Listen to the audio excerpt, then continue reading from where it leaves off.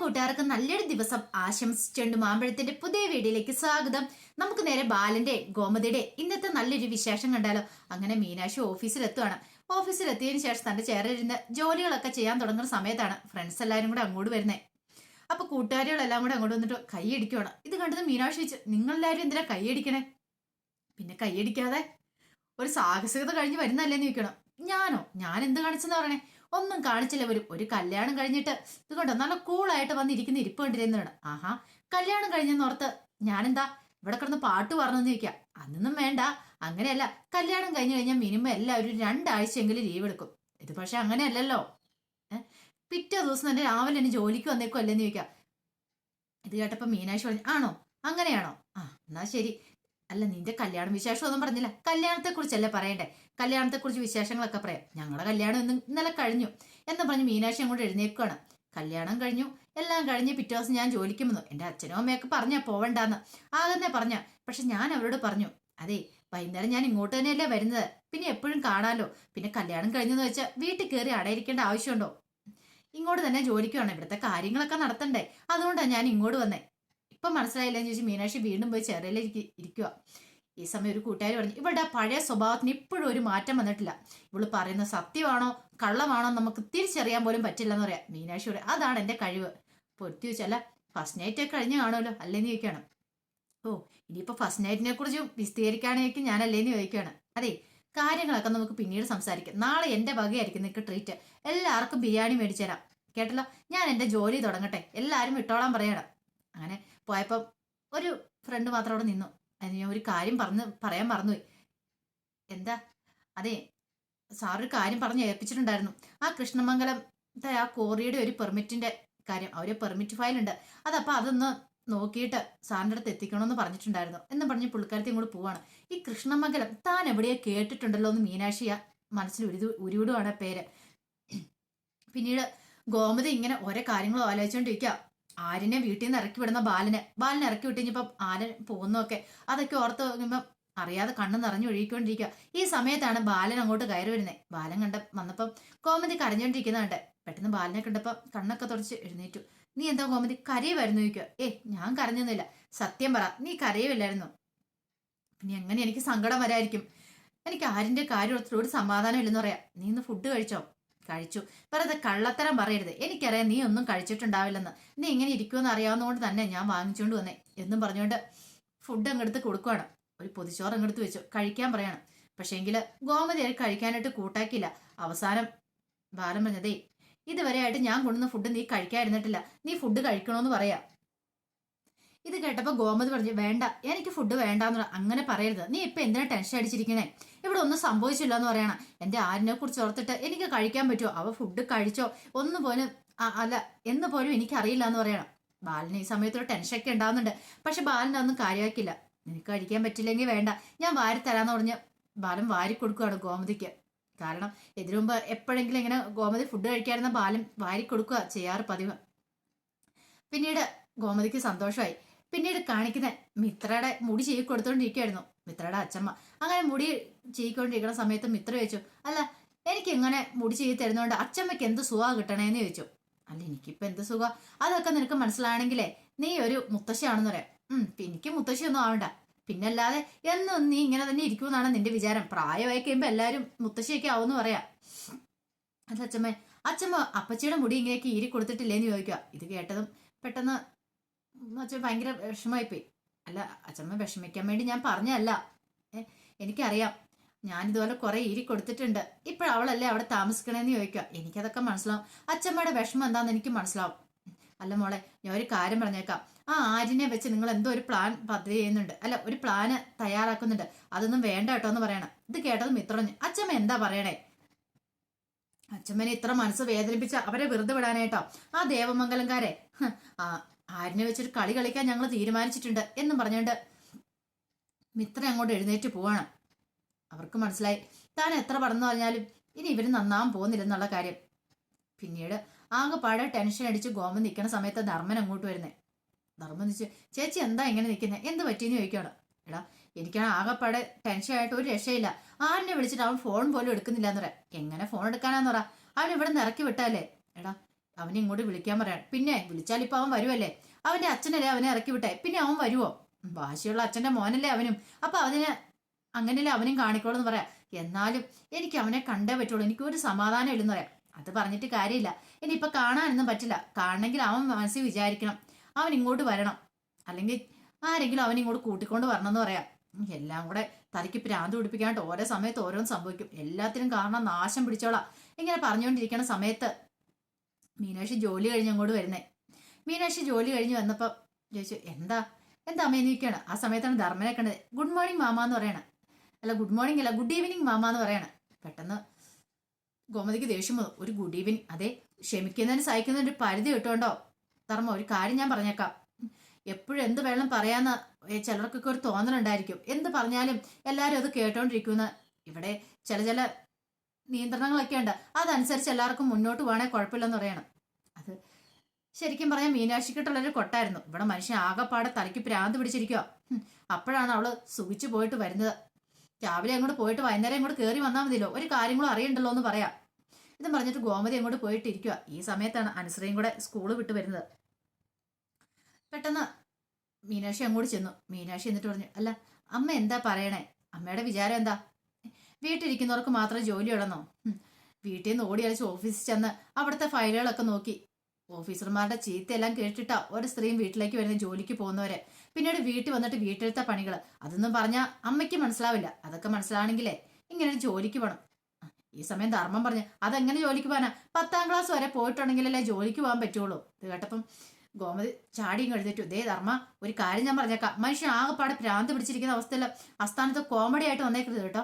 സഹിക്കുന്നതിന് ക്ഷമിക്കുന്നതിന് ഒരു പരിധിയുണ്ട്. കടന്നു പൊക്കാന്റെ മുമ്പിൽ എന്ന് പറയണം. അനുശ്രീ പറഞ്ഞു, ഞാൻ എങ്ങോട്ട് പോകാൻ അമ്മയെന്ന് ചോദിക്കണം. അനുശ്രീനെ നോക്കിയാ അത് പറയണേ. ഞാൻ സ്കൂൾ വിട്ട് ഇങ്ങോട്ട് വന്നല്ലോ എന്ന് ചോദിക്കണം. നിന്നോടല്ല ഞാൻ പറഞ്ഞെന്ന് പറയണം. പിന്നെ അമ്മ ആരോടാ? എന്റെ മുഖത്തേക്ക് നോക്കിയല്ലേ പറഞ്ഞേ, പിന്നെ എന്നോടല്ലാതെ പിന്നെ ആരോടാന്ന് ചോദിക്കണം. മീനാക്ഷിക്ക് മനസ്സിലായി. ഈ സമയം ഇത്രയും പറഞ്ഞുകൊണ്ട് കയറി പോവാണ് ഗോമതി. ഈ സമയം ധർമ്മം മീനാക്ഷിനെ നോക്കിയിട്ട് പറഞ്ഞു, മോള് വിഷമിക്കണ്ട കേട്ടോ, ഇതിങ്ങനെയൊക്കെ പതിവായിട്ടുള്ളതെന്ന് പറയാണ്.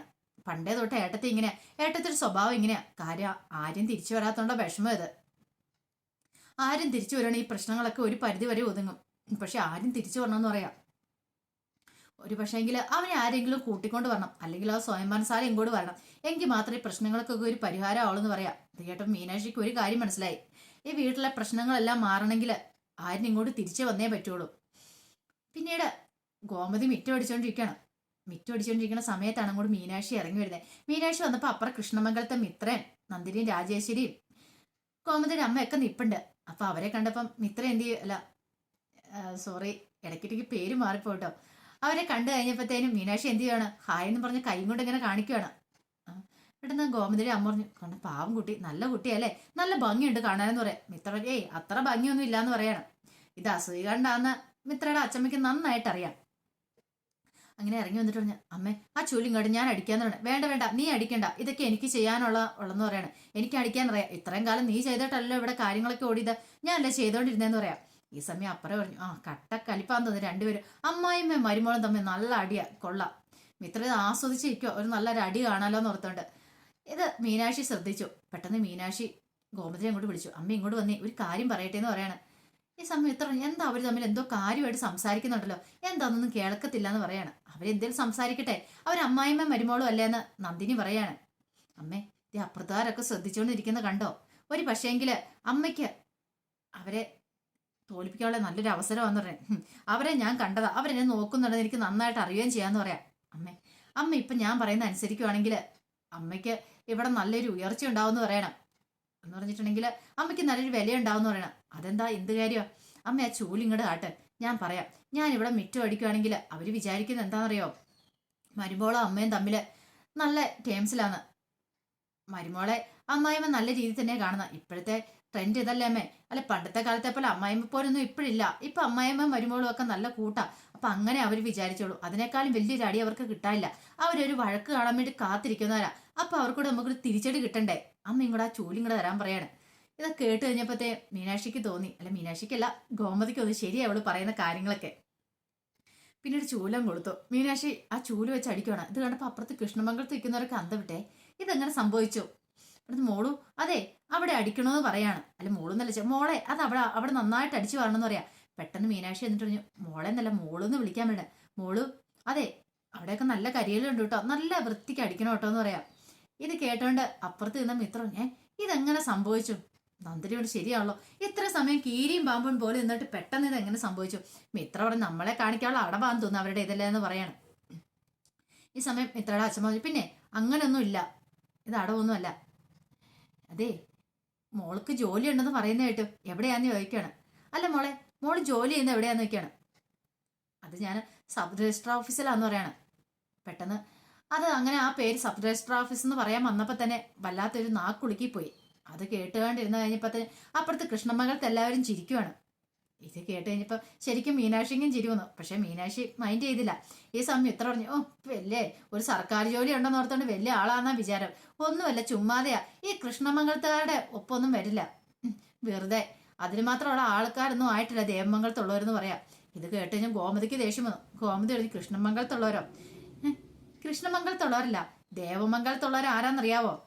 എന്റെ ബാലേട്ടനും ഞാനും മാത്രം മതി, പിന്നെ എന്റെ ആര്യനും മാത്രം മതി ഈ കൃഷ്ണമംഗലത്തുള്ളവരെ പൊടിയാക്കാനായിട്ട്. പിന്നെയാണ് ഒരു കൃഷ്ണമംഗലം എന്ന് പറഞ്ഞിട്ട് ഗോമതി അകത്തേക്ക് കയറി പോവാണ്. ഈ സമയം ഇങ്ങനെ മീനാക്ഷി ഇങ്ങനെ നോക്കുമ്പോഴത്തേന് അപ്പുറത്തുള്ളവരും അങ്ങോട്ട് കയറിപ്പോയി. പിന്നെ മീനാക്ഷി അകത്തേക്ക് കയറി ചെന്നിട്ട് പറഞ്ഞു, അമ്മേ കൊള്ളാം, സൂപ്പർ ആയിട്ടുണ്ട്, ആ കൈ ഇങ്ങോട്ട് തരാൻ പറയണം. പെട്ടെന്ന് കൈ ഇങ്ങോട്ട് മാറ്റിയിട്ട് ഗോമതി പറഞ്ഞു, അതെ കയ്യെ തൊട്ടുള്ള പരിപാടിയൊന്നും വേണ്ട. ആ സമയത്ത് ഞാൻ അങ്ങനെ പറഞ്ഞെന്നോർത്ത് നീ വല്ല അഹങ്കരിക്കൊന്നും വേണ്ട. അതെ ഒരു കാര്യം ഞാൻ പറഞ്ഞേക്കാം, ഇച്ചിരി സ്വാതന്ത്ര്യം തന്നോർത്ത് തലേ കയറി നിരങ്ങൊന്നും വേണ്ടാന്ന് പറയാം. എന്റെ ആര്യൻ ഇവിടെ വരാതെ എനിക്ക് ഒരു സമാധാനം കിട്ടത്തില്ല. എന്റെ ആര്യം വന്നാലും എനിക്കൊരു സമാധാനം ആവുള്ളൂ പറയാം. ഈ സമയം ധർമ്മനും അനുസരിയും കൂടെ അങ്ങോട്ട് വന്നു. എന്താ ഏട്ടത്തി, കുറെ സമയമല്ലേ ഏട്ടത്തി തുടങ്ങിയിട്ട്, പിന്നല്ലാതെ എന്റെ ആര്യൻ എവിടെ ഇല്ലാതെ എനിക്കൊരു സമാധാനം കിട്ടുമോ? ഇവിടെ ചിലർക്കൊക്കെ ഭയങ്കര സന്തോഷം. അവരുടെയൊക്കെ വിചാരം അവർ ഈ കുടുംബത്തിലേക്ക് വന്നിട്ടുണ്ടെങ്കിൽ വീടെടുത്ത് തിരിച്ചു വെക്കുന്ന. പക്ഷെ അതൊക്കെ വെറുതെയാന്ന് പറയാ. ഇങ്ങനെ സംസാരിച്ചുകൊണ്ടിരിക്കും. പെട്ടെന്ന് മീനാക്ഷി പറഞ്ഞു, അതെ അമ്മ ഞാനിന്ന് ആര്യനെ കണ്ടെന്ന് പറയണം. അത്ര സമയമുള്ള ഗോമതിയുടെ ദേഷ്യം എല്ലാം പെട്ടെന്ന് പോയി. ആര്യനെ കണ്ടോ? എന്നിട്ട് എന്ത് പറഞ്ഞു ചോദിക്കണം. അനുശ്രീയും പെട്ടെന്ന് പറഞ്ഞു, ഏട്ടൻ എന്ത് പറഞ്ഞു ചേച്ചിന്ന് ചോദിക്കാം. പാവം ആര്യനെ കണ്ട് എനിക്ക് സങ്കടം വന്നു. അല്ല അവൻ എന്നെക്കുറിച്ച് എന്തെങ്കിലും പറഞ്ഞോ എന്ന് ഗോമതി ചോദിക്കാം. പറഞ്ഞു, അമ്മേനെ കാണാൻ ആഗ്രഹം ഉണ്ടെന്ന് പറഞ്ഞു. ആണോ? 2 കണ്ണുകളും നിറഞ്ഞു വന്നു ഗോമതിക്ക്. എന്നിട്ടാണ് ഞാൻ വിളിച്ചിട്ട് അവൻ ഫോൺ എടുക്കാത്തതെന്ന് ചോദിക്കാം. അമ്മ വിളിച്ചിട്ട് ആ ഫോൺ എടുക്കാറുന്ന മറ്റൊന്നും കൊണ്ടല്ല, അവന് ഫോണും കൂടെ സംസാരിക്കണ്ട, അവൻ അമ്മേനെ നേരിട്ട് കാണണം പോലും, അതുകൊണ്ട് അവൻ ഫോൺ എടുക്കായിരുന്നു. അതും കൂടെ കേട്ട് കഴിഞ്ഞപ്പോൾ ഗോമതിക്ക് സർവ്വ നിയന്ത്രണം വിട്ടു. ഈ സമയം മീനാക്ഷി പറഞ്ഞു, അമ്മ എന്തിനാ ഭയക്കണേ? അച്ഛൻ ഇറക്കി വിട്ടിട്ടുണ്ട്, അമ്മ പോയി വിളിക്കണം. അമ്മയുടെ വിളിയും കാത്ത് അവൻ കാത്തിരിക്കുവല്ലേ. ഒരു ഫുഡ് പോലും കഴിച്ചിട്ടില്ലെന്നാ ഇന്നലെ അവൻ്റെ ഫുഡ് പോലും കഴിച്ചിട്ടില്ലെന്നാ എന്നോട് പറഞ്ഞെന്ന് പറയാം. ഇത് കേട്ടപ്പം ധർമ്മൻ ആലോചിച്ചിട്ട് രാവിലെ തന്നോട് അവൻ പറഞ്ഞ അങ്ങനെയല്ലല്ലോ, ഞാൻ നല്ല കുഴിമന്തി ഫ്രൂട്ട് സാലഡും എല്ലാം കഴിച്ചെന്നാണല്ലോ പറഞ്ഞ്. പിന്നെ ഇവളെന്താ ഇങ്ങനെ പറയണേ? ഇതിനകത്ത് എന്തോ ഒരു വൈരുദ്ധ്യം ഉണ്ടല്ലോ. ധർമ്മ നേരെ മീനാക്ഷിയുടെ നേരെ നോക്കുക. മീനാക്ഷി സത്യമാണോ കള്ളമാണോ പറയുന്ന അന്നറിയാൻ ധർമ്മിന് പറ്റുന്നുണ്ടായിരുന്നില്ല. കാരണം അത്ര സാമർത്ഥ്യമായിട്ട് അവളത് സംസാരിച്ചുകൊണ്ടിരിക്കുന്നത്. എല്ലാവരുടെയും കയ്യിലെടുക്കാൻ പ്രത്യേക ഒരു കഴിവ് മീനാക്ഷിക്കുണ്ട്. ഈ സമയത്ത് മീനാക്ഷി പറഞ്ഞു, ഞാൻ പറഞ്ഞു കേട്ടല്ലോ, ഇനി അമ്മ തീരുമാനിക്കണം. അല്ലേലും ആരും ഈ വീട്ടിൽ നിന്ന് ഇറങ്ങിപ്പോയി സമാധാനത്തോടെ അമ്മയ്ക്ക് ഫുഡ് കഴിക്കാൻ പോലും പറ്റുമോ? ഒന്ന് ഉറങ്ങാൻ പറ്റുമോ? അമ്മയൊന്ന് ആലോചിച്ച് നോക്കിയേ. അമ്മയുടെ മോനാ, അമ്മ 10 മാസം വയറ്റിൽ ചുമന്ന, അമ്മ താലോലിച്ച് വളർത്തിയതാ, അമ്മ പാലൂട്ടി വളർത്തിയതല്ലേ. അമ്മയുടെ ഇത് ചോര തന്നെയല്ലേ അവന്റെ ഇതിലൂടെ ഓടുന്നേ, അവന്റെ രക്തത്തിലുള്ളത് അല്ല, അവന്റെ ശരീരത്തിലുള്ളത്. അപ്പൊ അതുകൊണ്ട് അമ്മയ്ക്ക് അവനെ മറക്കാൻ പറ്റുമോ? അവനില്ലാതെ ഒരു നിമിഷമെങ്കിലും അമ്മയ്ക്ക് ഇവിടെ ജീവിക്കാൻ പറ്റുമോ എന്ന് ചോദിക്കുക. അങ്ങനെ മീനാക്ഷി ഓരോന്ന് പറഞ്ഞ് ഇങ്ങനെ മനസ്സ് മാറ്റിക്കൊണ്ട് വരുവാണ്. ഈ സമയത്ത് അനുശ്രീ പറഞ്ഞു, അല്ല അച്ഛനെ കുറിച്ച് ഓർത്ത് അമ്മ വിഷമിക്കണ്ട.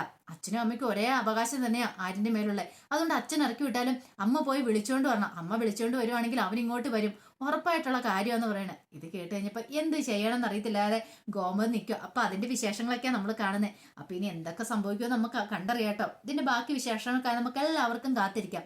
ആദ്യമായിട്ട് കാണുന്നവരാണെങ്കിൽ ചാനൽ ഇഷ്ടപ്പെട്ട ഒന്ന് സബ്സ്ക്രൈബ് ചെയ്യാൻ മറക്കരുതേ. അതോടൊപ്പം തന്നെ കണ്ടുകൊണ്ടിരിക്കുന്ന എല്ലാവരുടെ സപ്പോർട്ടിലേക്കും തുടർന്നും പ്രതീക്ഷയുണ്ട്. എല്ലാവർക്കും ഒരിക്കൽ കൂടി നല്ലൊരു ദിവസം ആശംസിച്ചുകൊണ്ട് നിർത്തുന്നു. നന്ദി.